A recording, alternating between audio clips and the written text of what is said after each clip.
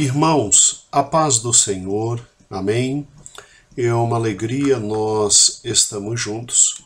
Hoje é dia 7, quarta-feira, e no próximo domingo, dia 11, nós teremos a felicidade de trabalhar com a lição número 6 de nossa revista Sola Gracia, né?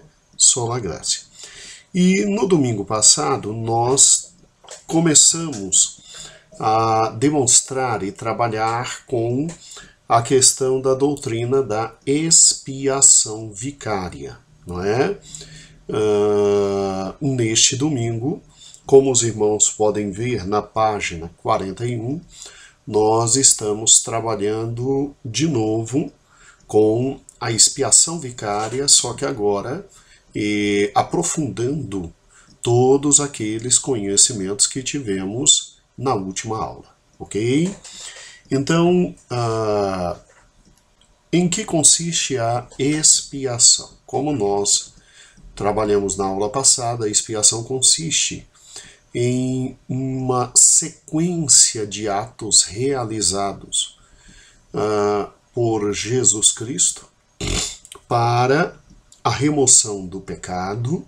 Então a expiação envolve o sacrifício, e para a reconciliação do homem com Deus. Aí a reconciliação envolve, obviamente, todo o trabalho divino de realmente trazer o homem de volta para perto de si.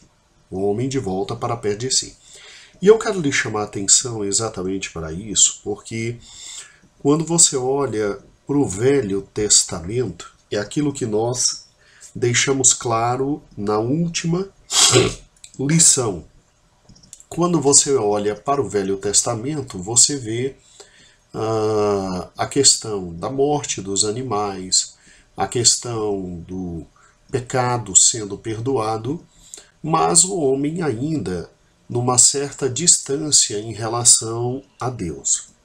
Quando você tem a questão da expiação no Novo Testamento, você tem então a presença de nosso Senhor Jesus Cristo, realizando-a de forma e de modo definitivo. Ele que é o Cordeiro de Deus que tira o pecado do mundo. Então, ele realiza a expiação de forma definitiva, né? E, surpreendentemente, ele traz o homem para, de novo, estar na presença de Deus. Ou seja, ele reconcilia-nos com o próprio Deus Pai, né? E daí a grandiosidade da expiação vicária feita por Cristo. Ela, ao contrário das demais expiações do Velho Testamento, ela é única. As do Velho Testamento eram sempre renovadas. O sangue derramado no Velho Testamento, obviamente que então apontava para o sangue de nosso Senhor e Salvador Jesus Cristo, que haveria de ser derramado no Calvário e que obviamente seria um único e para todo sempre, né? No Velho Testamento, o sacrifício, ele tinha condições de trazer o perdão e afastar a ira de Deus no tocante àquele que sacrificava, né? O sacrifício de Cristo, ele é universal, ele é absolutamente histórico e ele alcança toda a humanidade que nele crê. E este é o caminho realizado por Deus para nos dar de novo a reconciliação para com Ele. E tendo visto isto, tendo visto todos esses elementos e trabalhado com muita calma todos esses elementos, nós então agora vamos aprofundar a questão da expiação e do trabalho de nosso Senhor e Salvador Jesus Cristo. É óbvio que eu dividi a lição em duas partes em razão disso. Não havia como, num único momento, você ensinar absolutamente tudo para o seu querido aluno. Tá bom? Então, por isso dividimos. E hoje, com esta lição, nós vamos nos concentrar no trabalho de Jesus Cristo. O que aconteceu, como aconteceu, para que ocorresse, então, a expiação vicária. Né? Bem, a expiação vicária, obviamente, foi possível em razão de Cristo realizar, em primeiro lugar, a identificação, né? E em segundo lugar, a sujeição. E, obviamente, esses dois elementos foram fundamentais para que alcançássemos a reconciliação. A reconciliação. Então, o seu aluno, no próximo domingo, ele tem que compreender o quê? Ele tem que compreender algo extremamente simples. Ele deve compreender que o nosso Senhor Jesus Cristo, ele, ao tomar a forma humana, ele então se identifica com o ser humano de forma absoluta e de forma completa. Se identificando com o ser humano, ele então tem condições de compreender com mais profundidade o que é sofrimento, o que é tentação, o que é dor, o que é cada uma das facetas que circundam a nós, seres humanos. Ocorrendo a identificação, né, é óbvio que há um segundo passo para que a expiação vicária aconteça. Ocorrendo a identificação, vem, é lógico, a questão divina. E a questão divina envolve a sujeição, ou seja, Cristo, além de se identificar com o homem, Cristo tinha que simplesmente se sujeitar a toda ira, toda punição de Deus, para aí sim ser o nosso vigário, ou seja, ser o nosso substituto e fazer por nós a expiação, tá? Daí expiação vicária. Daí expiação vicária. Então, eu preciso muito que o seu amado aluno, nesta lição, compreenda estas duas questões, a questão da identificação e a questão da sujeição. A questão da identificação e a questão da sujeição. Por quê? Porque Cristo, segundo o que vimos na aula passada, foi recebido por Deus Pai e o pedido de desculpas foi recebido por Deus Pai, porque em primeiro lugar ele também é Deus, né? Ele também é Deus. João, de forma muito clara, João capítulo 1, versículo 1 diz que no princípio era o Verbo, falando de Cristo, e o Verbo era Deus, e o Verbo estava com Deus, né? Então nós temos que compreender que o pedido de desculpas e a reconciliação só foi aceito por Deus porque diante dele estava um Deus clamando por misericórdia para conosco. E daí, obviamente, meu amado e querido irmão, você tem a presença da possibilidade do perdão, né? Se lembre exatamente da conclusão da última aula. Mas a grande questão também é a seguinte: a justiça de Deus exigia que alguém na humanidade simplesmente respondesse. A justiça de Deus implicava na morte de um homem e a ira em cima desse homem. Na medida em que Deus, então, ao enviar Jesus Cristo, envia também uma das grandes funções de Cristo, não é a única, mas é uma das grandes funções, na medida em que Deus envia para ser o último Adão, ou seja, o representante da nova raça, aquele que iniciaria a nova raça. Então, o sofrimento, a dor, a ira, a santa ira de Deus, que deveria recair sobre o primeiro Adão, recai agora sobre o único Adão que poderia aguentar toda a ira divina, que é o segundo Adão, né? Então, o primeiro Adão não tinha condições nenhuma de aguentar todas as consequências do ato danoso que provocou. Ele provoca todo o ato danoso, ele provoca todo o pecado, mas ele não tinha condições de aguentar todas aquelas consequências. E aí é por isso que já em Gênesis 13:15, Deus diz que ia enviar uma semente da mulher, e essa semente da mulher, sim, iria redimir toda a humanidade. Então, quando Cristo aparece e tem que tomar a forma humana, ele não tem outra alternativa de resgatar o homem senão encarnando.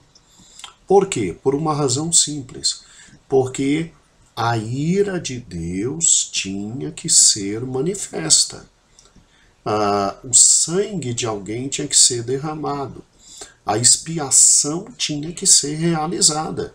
Os sacrifícios do Velho Testamento somente apontavam para a realidade de que alguém no meio humano ia ter que simplesmente sofrer toda a ira de Deus.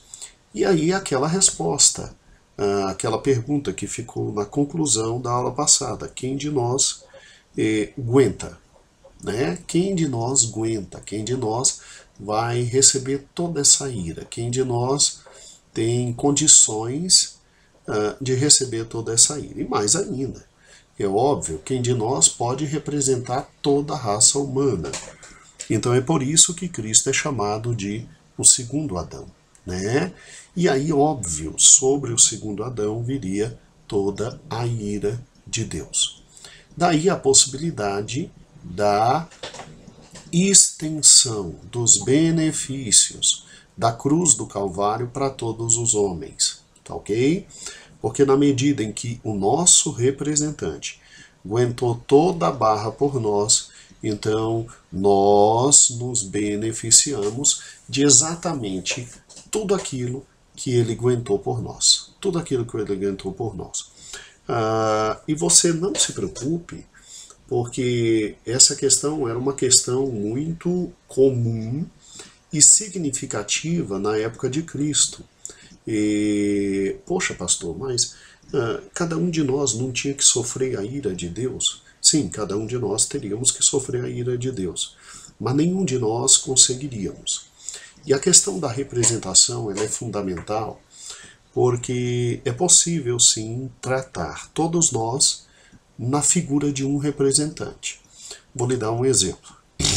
Na antiguidade, costumava um povo dominar outro e levar o rei da terra dominada ou numa jaula ou acorrentado, para que quando o general vitorioso entrasse na cidade com todos os louros de sua vitória, o povo aplaudisse e ele vinha trazendo nas correntes amarrado o rei da outra civilização, que foi dominada por ele. E aquele ato era um ato de humilhação para todos aqueles que foram dominados. Para todos aqueles que foram dominados. Então, você não precisa punir a todos. Você pode punir o representante, que na punição do representante, todos os demais são automaticamente punidos. Então, a humilhação do rei que tinha que entrar nas ruas, Roma fazia muito isso, né? Ali no centro de Roma, no caminho central ali, entravam os generais romanos trazendo ou numa jaula ou acorrentado o rei da civilização que obviamente foi dominada. E ali aquele rei vinha absolutamente nu, vinha absolutamente arrebentado, jogado às traças e era humilhado publicamente. Quando não era morto publicamente, era humilhado publicamente. Seus olhos eram vazados, era um tratamento cruel e desumano, significando a imposição militar de um domínio sobre outro povo. Então, quando essas ideias todas surgiram na época de Cristo, e Paulo explicava o que tinha acontecido na cruz do Calvário, a questão da substituição, do novo Adão, da punição recaindo sobre um e todos os outros se beneficiando, isso tudo era uma ideia muito comum, muito simples na época, tanto é que o cristianismo atingiu naquele momento histórico marcas assim inigualáveis de conversão. Os elementos eram absolutamente comuns e históricos. Hoje é que não são tão comuns e a gente tem que ir por intermédio das revistas, das aulas, explicar isso para os alunos. Então, olha que interessante. Para que Cristo fosse devidamente o Cordeiro de Deus e para que Cristo recebesse devidamente a ira de Deus, para que Cristo realmente fosse o segundo Adão, nosso representante, e recebendo toda a ira de Deus, nos livrar da mesma ira e fazer-se aquele que abre uma nova opção histórica para a humanidade. Então é lógico que Cristo não poderia ter vindo para nos salvar na posição de Deus e como Deus com toda a sua glória. É lógico que ele tinha que tomar a forma humana, é lógico que ele tinha que tomar a essência humana sem deixar a sua essência divina, isso é óbvio, né? Mas ele tinha que tomar a essência e a forma humana para que ocorresse aquilo que em teologia os grandes teólogos chamam de identificação. Identificação, né? Não havia dúvidas nenhuma que ele era Deus. Isso aí, Deus nunca teve dúvidas. Ele é o unigênito de Deus e como Pai tem a mesma natureza, onipresente, onipotente, onisciente, Senhor de todas as coisas e etc. Agora, para que ele pudesse ser o perfeito vigário, a palavra vigário significa substituto, e para que pudesse morrer em meu lugar, em seu lugar, ele tinha que passar pela identificação. Tá? E o que é a identificação? Vamos lá. Porque tudo começa com a identificação. Na página 43, eu coloco de forma muito clara, bem clara e específica, a questão da identificação. Vede que em 2 Coríntios, capítulo 5 e 21, né, Paulo deixa claro e específico que Cristo foi identificado com toda a raça humana pecadora quando da sua morte. E em Gálatas 3:13 diz que o nível desta identificação foi tão grande, tão profundo, que Cristo se tornou maldição em nosso lugar. Se tornou maldição em nosso lugar. Nós vamos tomar muito cuidado para não cometer um erro grave que alguns teólogos cometeram durante a história da igreja.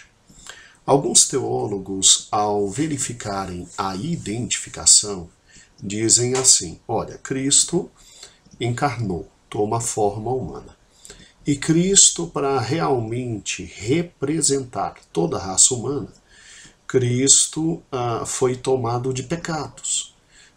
Esse é o motivo pelo qual ele andava com pecadores, ele vivia ao lado de pecadores, ele se solidarizava com pecadores, para que ele fosse atingido pelo pecado e, como pecador, ele pudesse ir à cruz, representando todos nós pecadores. Em nome de Jesus, essa ideia é demoníaca.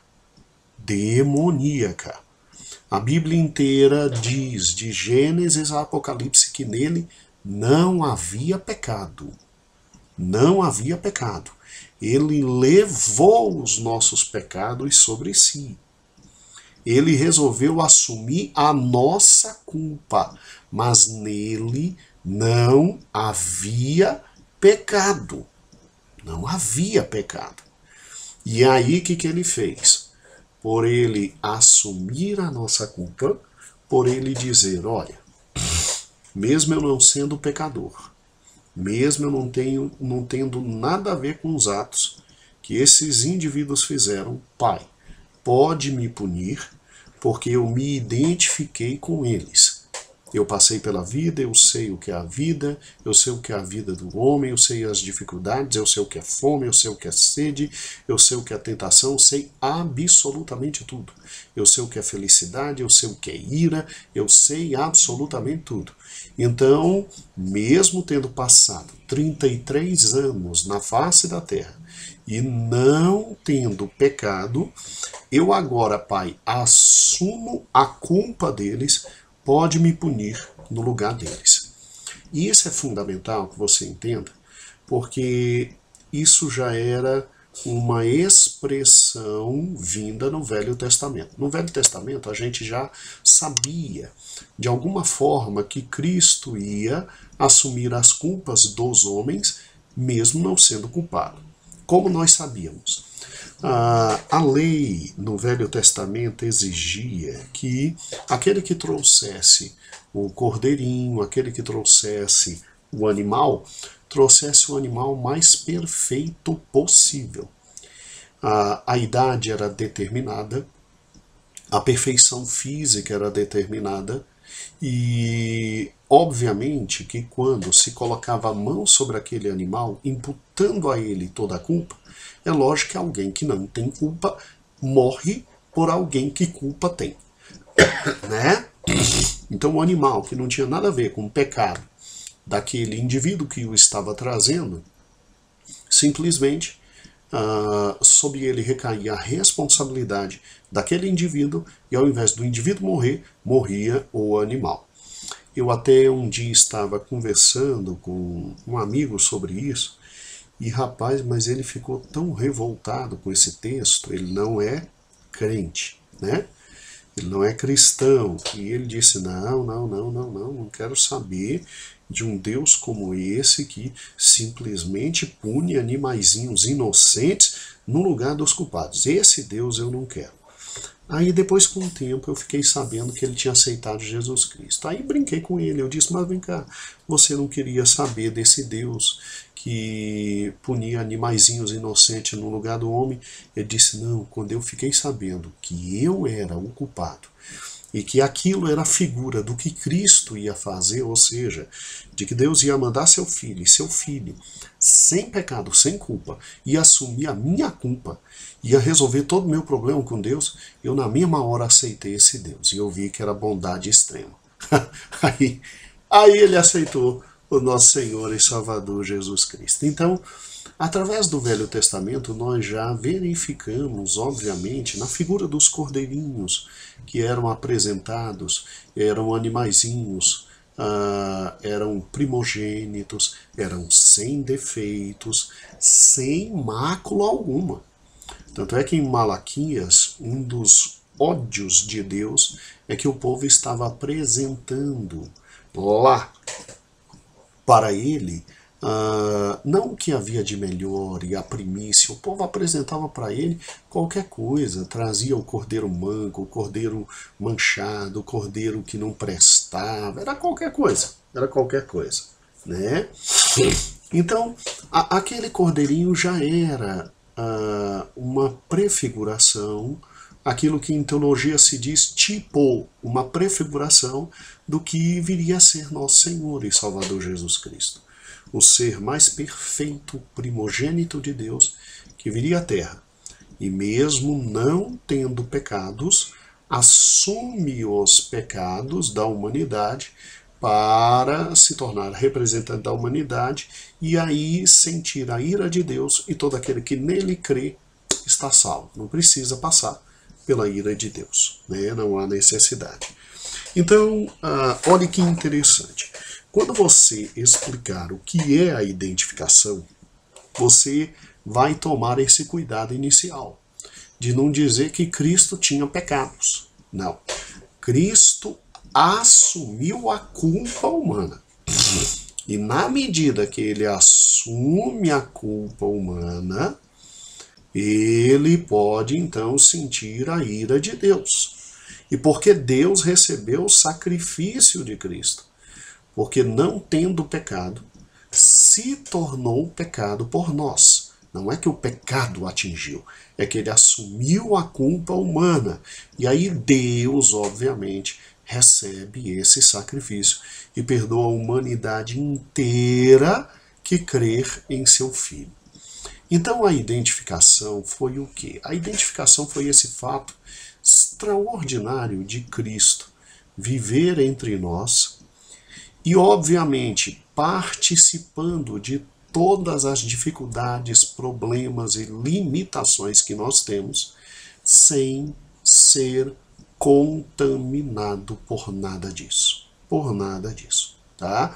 Eu dei, então, um exemplo aqui, acho que ficou bem claro. A questão da identificação, você já deve ter lido a revista. Eu dei o exemplo de dois médicos. Um médico que se identifica e o outro médico que não se identifica. Então, extremamente simples. Você vai a uma clínica e aí o médico simplesmente olha para você de longe, não quer papo com você, não toca em você, não fala com você, e aí o médico simplesmente vai te ouvindo, ouviu, não mede pressão, não faz nada, não toca, não fala, não vê, não analisa, e já prescreve o remédio. Rapaz, você sai num ódio tão desgraçado desse, me perdoe a expressão, desse médico, que você não acredita nem na receita dele. Pode ser o melhor médico do mundo, ele pode ter acertado em cheio o remédio, só a descrença já te faz talvez não ficar tão sarado, não é? Agora, diferente daquele outro médico que te recebe, te coloca sentado e conversa com você, e analisa, e ouve todas as suas queixas. Aí ele vai, aí apalpa aqui, vê lá, apalpa lá, não é? E aí pede, abre a garganta, e vamos ver aqui, vamos ver ali, e tal. Vamos fazer 2 exames, retorna ainda hoje, vamos ver de novo, aí retorna, aí olha de novo, e vai vendo, e vai analisando, e vai vendo, e vai analisando. Olha que interessante. Se você parar e pensar, esse é o verdadeiro profissional. Ele tem algumas características idênticas ao primeiro. Ele vai colocar uma luva, ele vai tomar todo cuidado para não se contaminar com a sua doença, mas ele se identifica com você, ele participa com você, ele entende as suas queixas, ele entende as suas dores, ele compreende os seus problemas. E daí, obviamente, a solução que ele trouxer, mesmo errando no remédio, você já sai quase que curado só porque alguém lhe ouviu e alguém te recebeu. Não é verdade? Cristo foi assim. Cristo é esse segundo médico que vem, que toca no ser humano, que vive com o ser humano, que conhece cada uma das dores, sofrimentos, fome, limitações, dificuldades, ansiedades. Cristo conhece absolutamente tudo. Ele se identificou, ele sentava com pecadores, ele comia com pecadores, ele bebia com pecadores, ele conhecia a alma de cada um dos pecadores. E aí o que acontece? ele, tal como médico amoroso, ele cuidava de cada um dos seus doentes, mas com a devida proteção, com as luvas espirituais, com o jaleco espiritual, com o estetoscópio espiritual, e para não se contaminar. Vede que é possível se identificar, é possível sentir a dor dos outros, é possível compartilhar, é possível ser humano sem se contaminar. Sem se contaminar. Então Cristo, sem se contaminar, ele partilhou seu tempo com os sofredores, cegos, coxos, atormentados de espíritos, imundos, com suas necessidades, incertezas, inseguranças, incongruências, e ele partilhou de tal forma,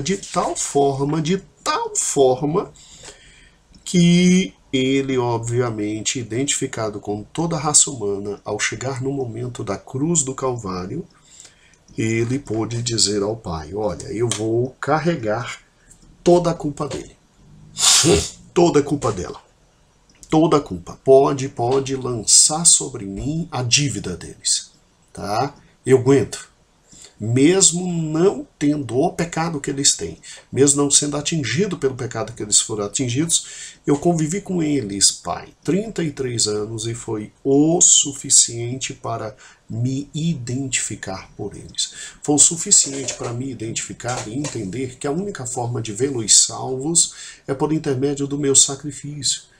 Então, sabe, Pai, mesmo querendo passar de mim esse cálice, que se faça a sua vontade e não a minha, a tua vontade não a minha, por causa da identificação. Eu sou o único que pode salvá-los. Eu sou o único que pode salvá-los. E aí o que acontece? Quando Cristo partilha de nós e se identifica completamente conosco, no auge de suas dores no Calvário, ele pôde gritar, mesmo sem ter subido ao Santo dos Santos, mesmo sem ter subido e levado o sangue, ele já podia gritar ao Pai, Pai, perdoa-lhes, porque eles não sabem o que estão fazendo. Então, este é o motivo pelo qual eu coloquei aqui na página 44, e eu peço que você, assim, compartilhe muito bem isso com seu aluno, aqui na página 44, vai ela, depois do texto de Lucas 22 e 34, esse é o motivo pelo qual eu coloquei assim. Morrendo entre dois salteadores, ele identifica-se com toda a humanidade. Sua morte foi o sinal de sua identificação completa. Como Filho de Deus, ele se deu em amor ao mundo e assumiu toda a transgressão da humanidade, através da imputação, né? A gente já viu o que é isso. Como Filho do Homem, podia fazer isso não de maneira distante e longínqua, mas em carne, porque assumiu a forma humana e foi identificado, substituindo penalmente, nos substituindo da pena e morrendo em nosso lugar. Assim, a ira justa de Deus o Pai seria plenamente satisfeita, pois em seu Filho a humanidade receberia o justo castigo pelo pecado, mas também por seu Filho a humanidade seria reconciliada com o Pai, pois Cristo realizou a expiação vicária. Né? Veja que coisa absolutamente linda. E eu paro e penso, por que Cristo chega a um ponto como esse, né? De mesmo se resguardando, de não ter pecado e se identificar conosco, né? É óbvio, ele se identifica conosco porque, além de ter que nos salvar, ele era o Cordeiro de Deus e ele se identifica conosco para depois, ao lado do Pai, como ele está hoje, interceder por nós. E aí o livro de Hebreus, o apóstolo Paulo, eu creio que foi Paulo que escreveu Hebreus, o livro de Hebreus de forma muito clara dizer que nós não temos qualquer intercessor. Nós temos o melhor dos intercessores, o grande intercessor, porque exatamente compreende todas as nossas limitações e dificuldades. Ele pode pedir a Deus por cada um de nós. Pedir a Deus por cada um de nós. Agora, raciocine comigo. Tudo isso em razão de amor imerecido. Isso é graça, pura graça. Explicou para o seu aluno a questão da identificação? A identificação, então, é óbvio, faz com que Cristo possa ser o nosso representante. Então, bota isso na cabeça, porque Cristo é o nosso representante, por causa da perfeita identificação. Se tem alguém que é justo, é Deus. E Deus não nos deixaria ser representados por qualquer um. Tá? Eu paro e penso nos representantes humanos que nós temos hoje, né? Quão difícil está, né? A coisa está tão horrível. Mas pelo menos espiritualmente nós temos alguém de peso realmente para nos representar, Jesus Cristo. E ele pôde representar toda a raça humana porque conseguiu, após 33 anos de existência, a identificação completa e absoluta. Né? Agora, segundo lugar, então, como nosso representante, podia morrer em nosso lugar. Daí a expiação vicária. Ele poderia ser o nosso vigário, ou seja, o nosso substituto na questão da expiação, na questão eterna e definitiva do perdão dos pecados. Agora, nós não podemos perder de mente que a expiação vicária, então, foi possível em razão da identificação, mas a expiação vicária também foi possível em razão da completa sujeição. Completa sujeição. Aqui está um elemento que, meu Deus do céu, é fundamental. Olha que interessante. Havia uma lei e havia critérios para o perdão. E é óbvio que a lei foi dada por Deus, e Deus é o justo juiz a dizer está absolvido ou está condenado. E Cristo, ele pôde nos abençoar com a libertação, com o perdão, com a salvação, sendo o nosso vigário, o nosso substituto, em razão não só de ter se identificado completamente conosco, a ponto de Deus o Pai dizer, sim, ali está um homem morrendo, por todos os outros, mas um homem morrendo. Mas, sobremodo, em razão de sua sujeição, Cristo foi o único que cumpriu toda a lei. Olha que fantástico. A sujeição de Cristo foi absoluta e completa. Cristo foi o único que cumpriu toda a lei. E é impossível para qualquer ser humano fazer. Por isso que Deus teve que enviar seu Filho. Então, com a sujeição, Cristo se submete a vida inteira à vontade do Pai, gerando assim uma obediência tão fantástica e extraordinária que gera então méritos diante de Deus. Méritos diante de Deus. O que nenhum ser humano conseguiu antes e vai conseguir depois, Jesus Cristo conseguiu méritos. Méritos. Então veja que coisa extraordinária. E a sujeição de Cristo está no fato de ele, em primeiro lugar, durante toda a sua vida, fazer a vontade do Pai. Jesus chegava ao ponto de dizer que a comida e a bebida dele era fazer a vontade do Pai, né? E isso estava acima de absolutamente tudo. E quando chegou no momento do sacrifício, ele era o sacrifício.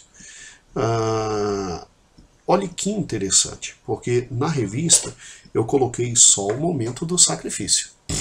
Eu não coloquei a sujeição anterior. Não dá. Nós precisaríamos de quase umas 10 lições para mostrar toda a sujeição de Cristo durante toda a sua vida, cumprindo ipsis literis a lei. Cumprindo ipsis literis a lei, né? E isso não dá.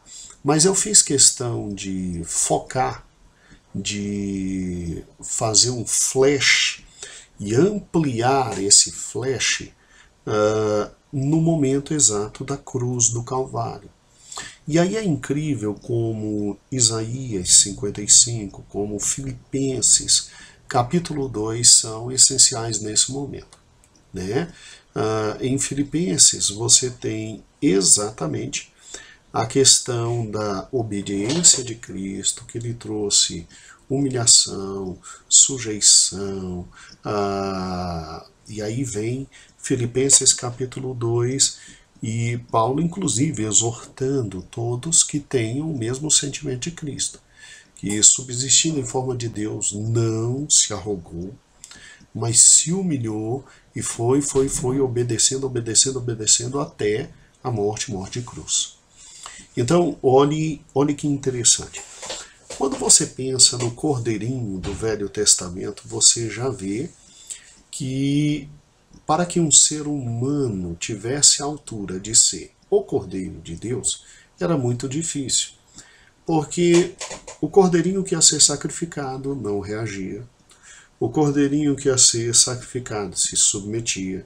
O Cordeirinho que ia ser sacrificado era imolado, era absolutamente derramado o seu sangue, e você vê no Cordeirinho uma posição de submissão extrema.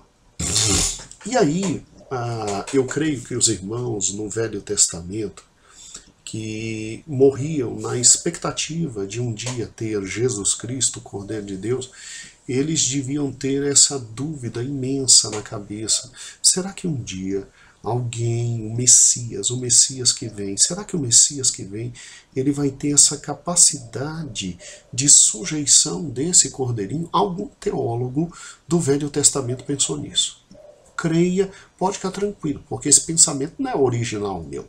E isso alguém pensou, com certeza alguém no Velho Testamento pensou. Porque quando você tem a descrição de Isaías, né, veja a sujeição de Cristo a que ponto chegou. Ele se submete à vontade do Pai, cumprindo toda a vontade do Pai, e ele simplesmente cumpre toda a vontade do Pai até o final.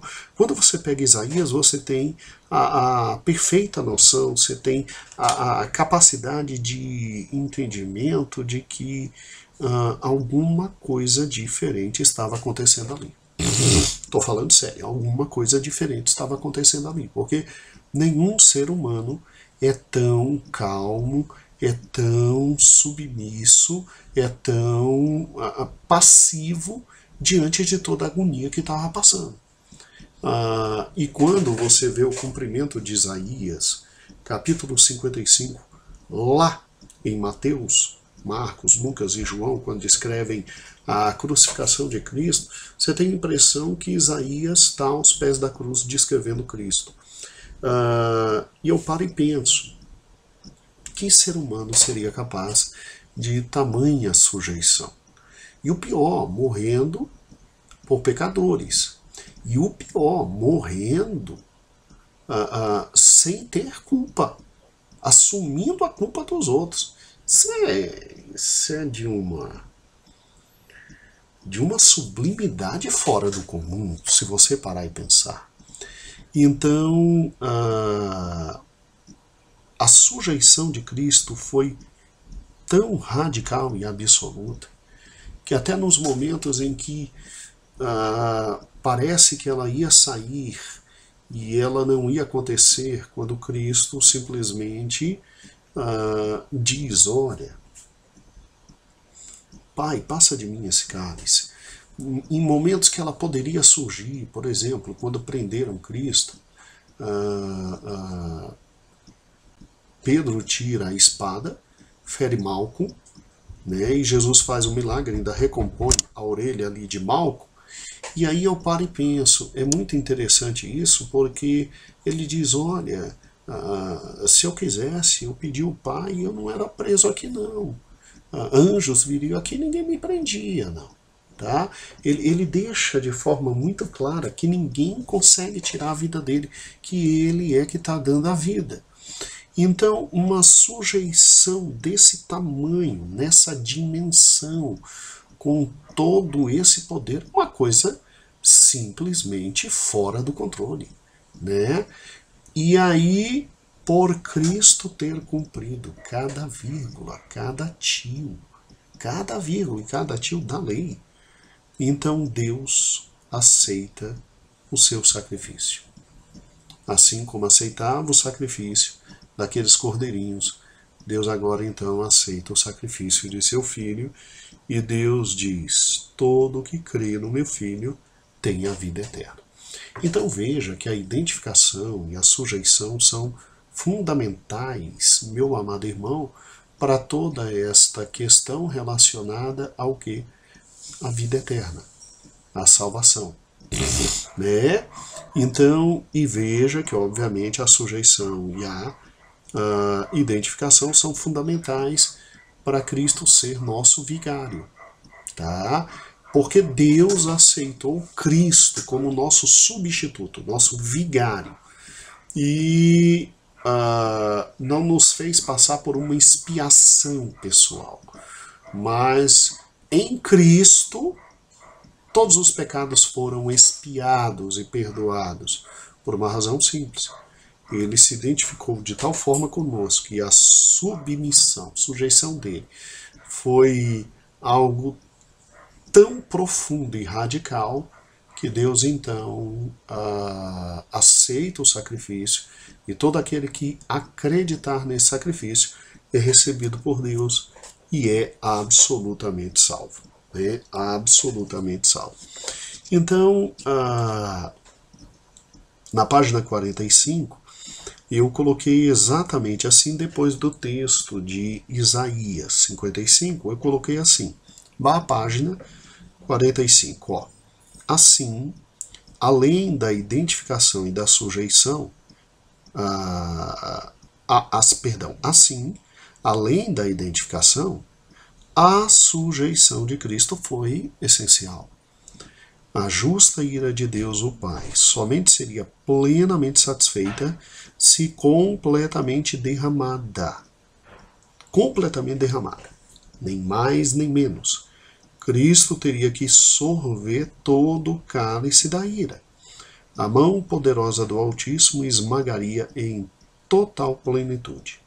Do Filho se aguarda, assim, completa sujeição.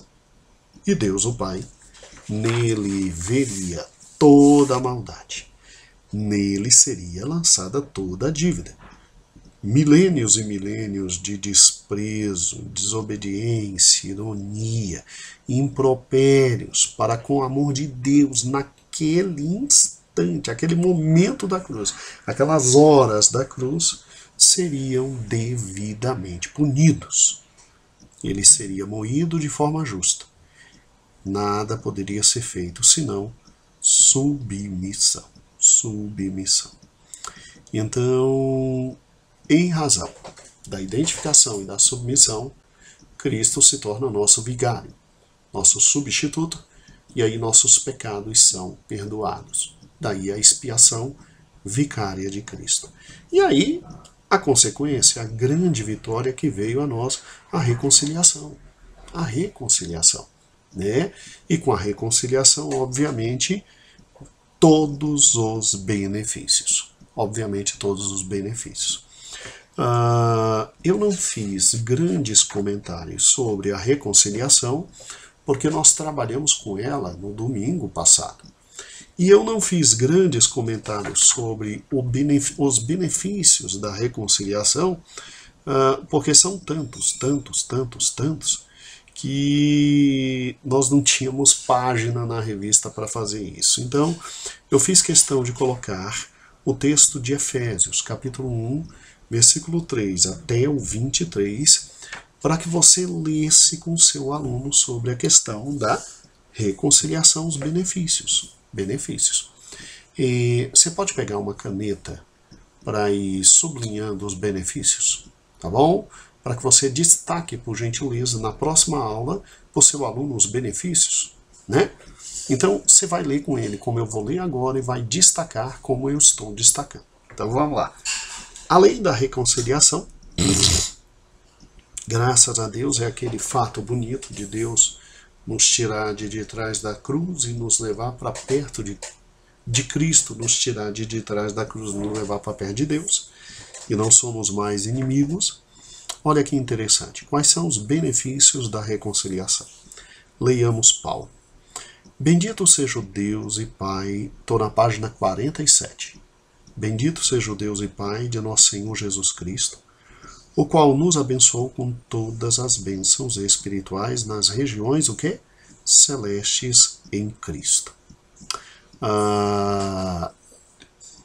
Como também nos elegeu antes da fundação do mundo para sermos santos e irrepreensíveis diante dele em amor, e nos predestinou para sermos filhos de adoção por Jesus Cristo para si mesmo, segundo o beneplácito de sua vontade, para o louvor, glória da sua graça, o qual nos deu gratuitamente no amado, em que temos redenção no seu sangue, redenção dos delitos, segundo a sua riqueza da graça, que fez abundar para conosco em toda a sabedoria, prudência, fazendo-nos conhecer o mistério da sua vontade, segundo o beneplácito que ele propôs para a dispensação da plenitude dos tempos, de fazer convergir em Cristo todas as coisas, tanto as que estão no céu, quanto as que estão o quê?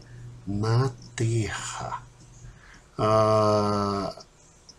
Nele digo, no qual também fomos feitos herança, havendo sido predestinados conforme o propósito daquele que faz todas as coisas segundo o conselho da sua vontade, com o fim de sermos, para o louvor da sua glória, nós que antes havíamos esperado em Cristo. Então vamos lá. No qual também vós, tendo ouvido a palavra da verdade, o evangelho da salvação, tendo nele crido, foste selado com o espírito da promessa, o qual penhor da herança para a redenção e possessão de Deus para o louvor da sua glória. Por isso também eu, tendo ouvido falar da fé que há entre vós no Senhor Jesus e vosso amor para com todos os santos, não cesso de dar graças a vós, lembrando-me de vós em minhas orações, para que Deus de nosso Senhor Jesus Cristo, o Pai da glória, vos deu o espírito de sabedoria, de revelação, no pleno conhecimento dele, sendo iluminados os olhos do vosso coração, para que saibais qual a esperança da vossa vocação e quais as riquezas da glória da sua herança nos santos, o qual a suprema grandeza do seu poder para conosco, os que cremos segundo a operação da força do seu poder, que operou em Cristo, ressuscitando-o dentre os mortos, fazendo sentar-se à direita de Deus nos céus, muito mais acima de todo principado, autoridade, poder e domínio, e de todo nome que se nomeia, não só nesse século, mas também no vindouro. E sujeitou todas as coisas debaixo dos seus pés, para ser a cabeça de todas as coisas, o deu à igreja, que é o seu corpo, e o complemento daquele que cumpre tudo em todas as coisas. Então veja que um texto como esse só pode ser entendido, discernido e assegurado a quem já tem a reconciliação. A quem já tem a reconciliação. Os elementos aqui são produtos da reconciliação. Então vamos lá. Pegou a caneta, vamos agora destacar as bênçãos da reconciliação. Então vamos juntos. Bendito seja o Deus e Pai de nosso Senhor Jesus Cristo, o qual nos abençoou com todas as bênçãos espirituais nas regiões celestes em Cristo. Sublinhe. Todas as bênçãos espirituais nas regiões celestes em Cristo. Regiões celestes em Cristo. Então aqui está, obviamente, a primeira das grandes bênçãos da reconciliação. Nós fomos colocados nas regiões o quê? Celestiais em Cristo. Então, nós vivemos nas regiões celestiais. E nós fomos abençoados com todas as bênçãos, o quê? Espirituais. Aí, continuando. Como também nos elegeu nele antes da fundação do mundo, para sermos santos e irrepreensíveis. Deus, então, nos abençoou com a bênção da santidade. Tá? E irrepreensíveis dele em amor. Deus nos abençoou com a bênção do amor. E nos predestinou para sermos o quê?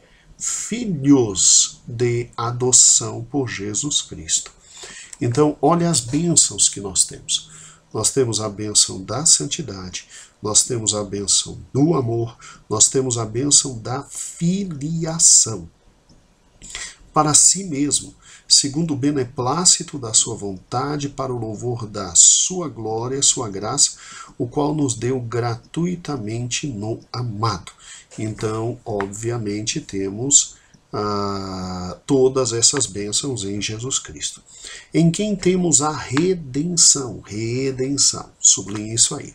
Redenção pelo seu sangue, redenção dos nossos delitos, segundo as riquezas da sua graça, que fez abundar conosco em toda sabedoria e prudência, fazendo-nos conhecer o mistério da sua vontade. Nós temos a bênção de também conhecer o mistério da sua vontade. O mistério da sua vontade é Jesus Cristo e todas as bênçãos que ele traz, segundo o seu beneplácito que propôs para a dispensação da plenitude dos tempos, fazendo convergir em Cristo todas as coisas, tanto que estão no céu como na terra, fomos feitos herança, havendo sido predestinados conforme o propósito daquele que faz todas as coisas segundo o conselho de sua vontade, com o fim de sermos para o louvor da sua glória. Nós que antes havíamos esperado em Cristo, no qual também vós, tendo ouvido a palavra da verdade, o evangelho da vossa salvação, e tendo nele crido, fosse selado com o Espírito Santo. Esta é a próxima bênção. Selado com Espírito Santo da promessa, o qual penhor da nossa herança, para a redenção da possessão de Deus e para louvor da sua glória. Por isso também eu, tendo ouvido falar da fé que há entre vós no Senhor, não cesso de orar, fazer orações,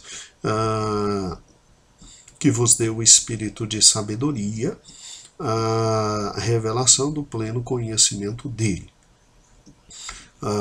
Então pode sublinhar por gentileza sabedoria e revelação para conhecimento de Cristo. Tá? E iluminados os olhos, iluminação dos olhos do vosso coração, para que saibais a esperança da vossa vocação e quais as riquezas da glória da herança dos santos. Né? Então sublinhe herança dos santos, o qual a suprema grandeza do seu poder para conosco, os que cremos e que têm operado na força do seu poder. Operou ressuscitando Cristo à direita dos céus, muito acima de todos os principados, potestade, poder, domínio, nome vindouro, tal. E sujeitou todas as coisas debaixo dos seus pés, para ser a cabeça de todas as coisas, o deu à igreja, que é o seu corpo. Sublinhe a expressão corpo, eu estou na página 48, o complemento daquele que cumpre todas as coisas. Então veja quantas bênçãos Deus nos deu em razão da reconciliação. Primeiro, nos colocou em regiões celestiais, nós que éramos pecadores horríveis, imundos, abomináveis, hoje vivemos em regiões celestiais. Nos destinou para ser santos, nos destinou para viver em amor e sermos filhos de Deus. A reconciliação trouxe a chance de ser filho de Deus. Por isso que em João 1:12 diz que todos aqueles que o receberam foram feitos filhos de Deus. Né? A próxima, temos a redenção. Deus nos livra de todo o poder e todo o efeito do pecado. E mais ainda, temos algo que é muito poderoso, já que nós vivemos no século do conhecimento, a gente tem o conhecimento do mistério da vontade de Deus, porque a vontade de Deus é misteriosa para toda a humanidade, mas para nós não, ela é aberta. Então nós temos a graça de abrir a Bíblia e conhecer e entender a vontade de Deus. Agora, a gente fica tão assim, maluco com tudo que Deus fez, e olha que ainda tem a questão do selo com o Espírito Santo. A gente é selado, a gente é marcado pelo Espírito Santo e com o Espírito Santo, e selados, Deus nos vê como sua propriedade, como deles. O Espírito Santo é o penhor da nossa salvação. O Espírito Santo foi dado a nós para que possamos ter certeza de que tudo que está na Bíblia e que vem da parte de Deus vai acontecer, vai nos atingir, nós seremos alcançados. E ainda nos deu o espírito de sabedoria, nos deu a capacidade da revelação do pleno conhecimento de Cristo e ainda a iluminação dos nossos olhos para ver tudo sobre o Senhor Jesus, fora ainda a herança que está nos aguardando e a bênção de sermos corpo de Cristo. Irmãos, se nós fôssemos pegar cada um desses fatos, isso daria mais de 10 aulas de conhecimento, mas olha o tanto de bênçãos que Deus nos trouxe. Saliente cada uma delas a Ele. Diga a eles cada uma delas. E louvado seja o nome do Senhor Jesus, por ter preenchido tão altas exigências de Deus e se tornado o nosso vigário, o nosso substituto e possibilitado a expiação vicária, que trouxe por consequência a reconciliação, que por consequência trouxe todas essas bênçãos. Então é muita coisa para o próximo domingo. Deus te abençoe. Deus te abençoe rica e poderosamente. Deus te abençoe.